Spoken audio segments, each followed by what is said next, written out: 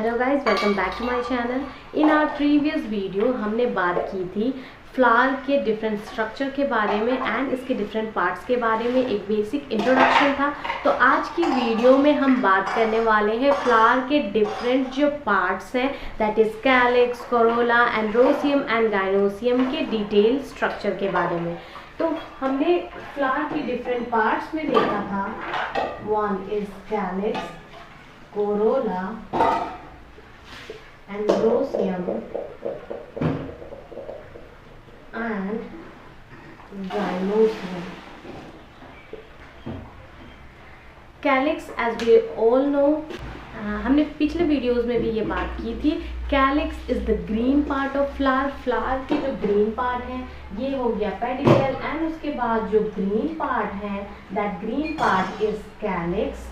तो इस calyx, why the calyx is very important. तो कैलिक्स बहुत ही इंपॉर्टेंट पार्ट ऑफ फ्लावर है, क्योंकि कैलिक्स जो है वो फ्लावर के डिफरेंट पार्ट्स को when it is in the bud stage, जब फ्लावर बर्ड स्टेज में होता है उस वक्त ये कैलिक्स उनको प्रोटेक्शन देता है from outer environment. Like this is a calyx and it protect the flower. And हमने पिछले वीडियो में ये भी जाना कि कैलिक्स के एक यूनिट को सेपल कहते हैं। So if this is a calyx, और इस कैलिक्स के एक पार्ट को अगर हम बात करें तो उसे हम सेपल कहेंगे। लेकिन सारे कैलिक्स को इस तरह समझ लीजिए कि कैलिक्स एक प्लूरल थिंग है एंड उसके जो सिंगुलर है उसको हम कह रहे हैं sepal. Sepal is singular and collection of sepal is termed as calyx. तो ये हो गया कैलिक्स के वन यूनिट को हम सेपल कहेंगे, और सारे सेपल्स मिलाकर के कैलिक्स बने हैं। This calyx is very important because it protect the flower when it is in bud stage. Calyx जो है जब फ्लावर बर्ड स्टेज में होता है, कली स्टेज में होता है, उस वक्त फ्लावर के जितने अंदर के पार्ट्स हैं उनको प्रोटेक्शन प्रोवाइड करता है कैलिक्स, इसलिए ये बहुत ही इंपॉर्टेंट है। नेक्स्ट हमारा आता है कोरोला। कोरोला हमने जाना कि ये कलरफुल पार्ट है, जो रेड है, रेड, येलो, इस तरह के जो कलर पार्ट है उनको हम कोरोला कहते हैं।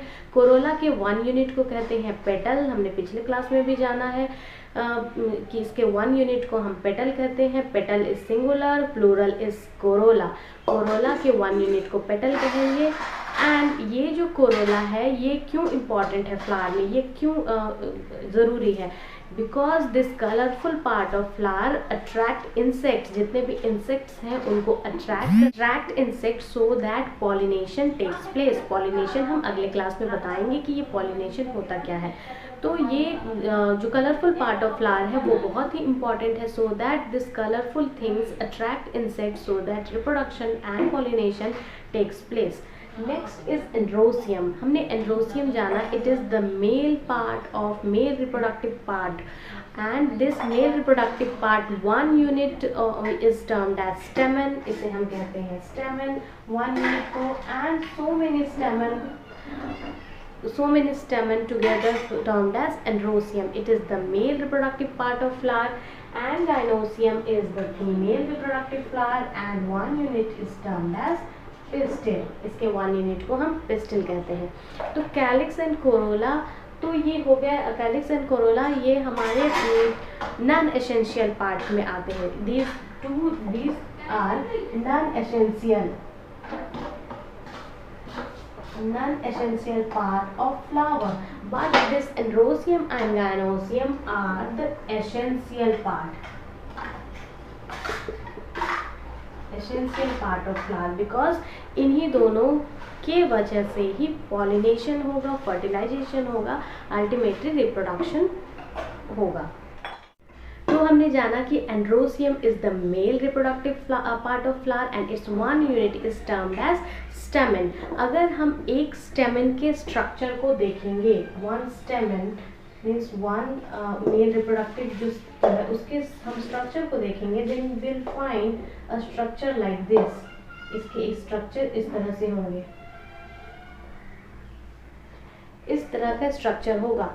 ऊपर का जो ये पार्ट है इसे हम कहते हैं anther, and this stalk like structure is termed as filament. Male reproductive part is androecium. One unit of androecium is termed as stamen, and stamen consists of anther and filament. Stamen, anther and filament से बना हुआ होता है। तो ये हो गया main part of the particular stamen। इस एंथर की अगर हम बात करेंगे तो ये एंथर जो है इसे हम इस तरह का स्ट्रक्चर देख रहे हैं, मीन्स टू पार्ट्स है। एक जो इस तरह डिवाइडेड है, एक जो ये राउंड किया हुआ है इसे हम कहते हैं लोब। ये एक जो पार्ट है उसको हम कहते हैं लोब। तो इस लोब को अगर हम देखेंगे एक टिपिकल एंथर में तो ये दो होते हैं, इस तरह से बंद होते हैं। तो इसको हम कह सकते हैं anther is bi lobe. Bi means two and anther is lobe है, तो इसलिए इसको हम बोलेंगे bi lobe. Anther is bi. Anther के एक एक इस तरह के दो पार्ट है, इसे हम लोब कहते हैं। And each of the lobe, इस तरह के एक सेक्शन होते हैं, इस सेक्शन को हम कहते हैं theca. So anther is bilobe, लिख सकते हैं bilobe. And dithecous, dithecous means इसके टू थीका होंगे। आप इस फ्लावर में देख सकते हैं the upper part is anther and the lower part is filament.